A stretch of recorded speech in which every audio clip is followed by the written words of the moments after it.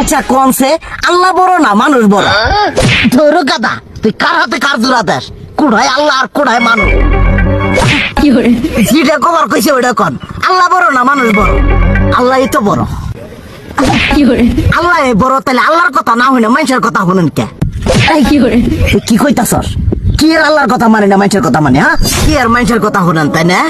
আমনে যে ওই দিনকে ডায়াবেটিসের রোগ নিয়ে যে হাসপাতালে গেলেন, ডাক্তার আপনার কত কিছু খাবার না করলো, সব কিছু না খাই এখন চলতেছেন।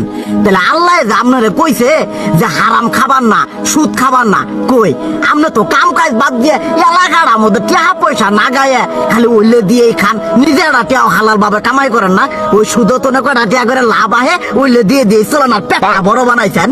শুনেন একটা কথা কই, হারামের কোনোদিন আরাম নাই। হালাল পথে রুজি রোজগার করেন, প্রয়োজনে এড়া বেলা কম খায়েন, তাও শরীর পিণ্ডও ভালো থাকবো, কোনো রোগ বেদও হবো না, আরামও পাবেন, আল্লাহও খুশি থাকবো। তুই আমার এইভাবে বুঝাবি আগে কইলি না কে? আসলে এই বিষয়টা তো আমি কখনো মাথায় এইভাবে নেই যে আমাদের কখনো ডাক্তার নিষেধ করলে ঠিকই আমরা নিষেধ মানি, কিন্তু উপর আল্লাহ যে কত কিছু নিষেধ করে দিয়ে সেটা মানি না।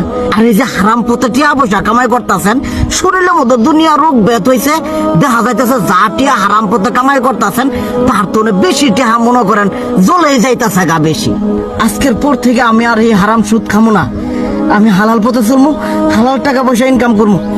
এতে করে যদি একবেলা কমও খাইতে হয় তবুও খামো, তবু আমি আর এই হারাম পথে চলবো না। আচ্ছা ঠিক আছে।